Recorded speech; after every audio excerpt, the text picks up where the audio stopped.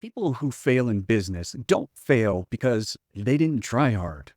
They don't fail because they didn't put in enough hours.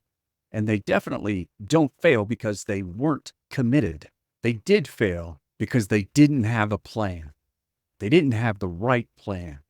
Sometimes they were following the advice from somebody on LinkedIn or Twitter or Facebook, or perhaps they took a course from a 20 something that was just really good at putting courses together and didn't really actually have business experience. A successful plan in business has a few components.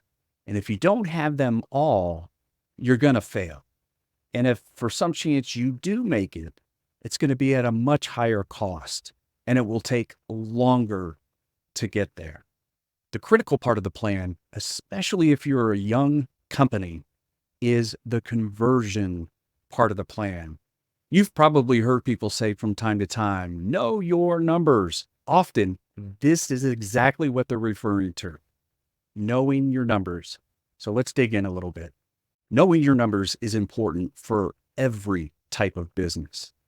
I remember many years ago, there was a special on 60 Minutes where they interviewed a drug lord, a drug king. I think he was from Detroit. And in the course of the interview, the drug lord was talking about his drug distribution, his business. And I'll remember the person interviewing was just shocked to see that the drug dealer actually had a plan, actually had a business plan, thought through all the aspects of his business, even in the interview stating that he knew his numbers. He knew what each part of the business, the guys on this corner, what that meant for him in the big picture. So here's the math you have to know as a business owner. And I'll talk about it as if you were a service-based business. You need to understand how many people have to see your message in order for them to get into your sales funnel. So how many people have to see your social media post, your ads? How many people do you have to meet at a networking event, shake their hands in order for them to have enough interest to enter your sales funnel? That's first and foremost. So out of 100 people that see your message, how many will actually come into the funnel?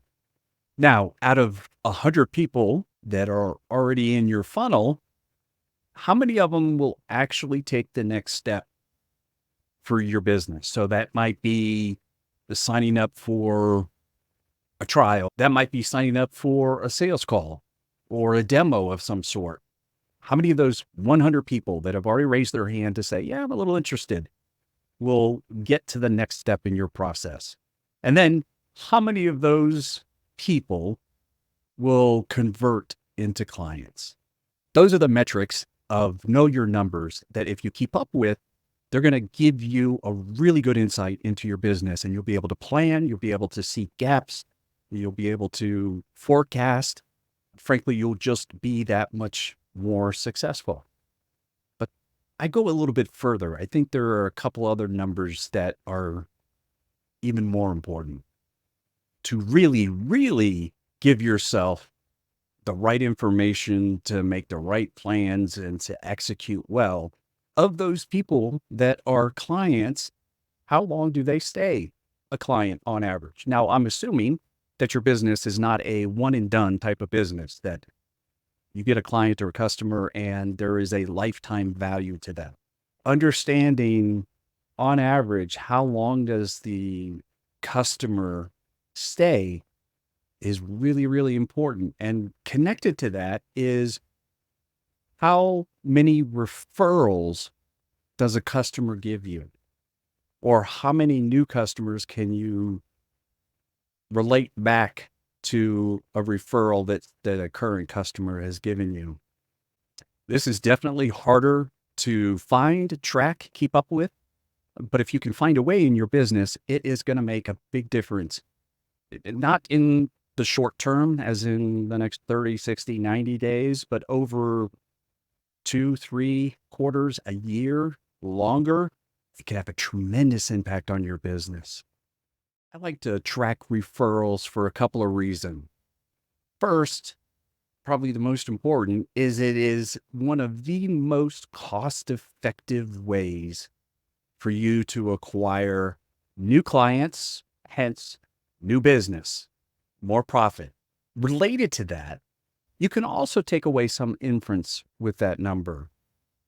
If referrals are rising, then it may be safe to say that you guys are really performing well, that the market is responding, spreading the word.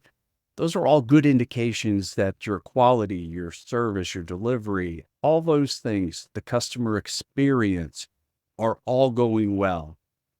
If you see a decline in your referrals, if you're tracking that number, you could also infer that you might have a problem delivering on your promise, or there could be some other things that the market is responding to. All these things together give the business owner the tools in order to make decisions, plan, evaluate, and adjust as the market changes, as your business evolves. The better you get at doing certain aspects of it.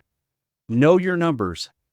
Know these numbers, and you're going to have at your fingertips tools to grow your business and grow your profit. I promise you.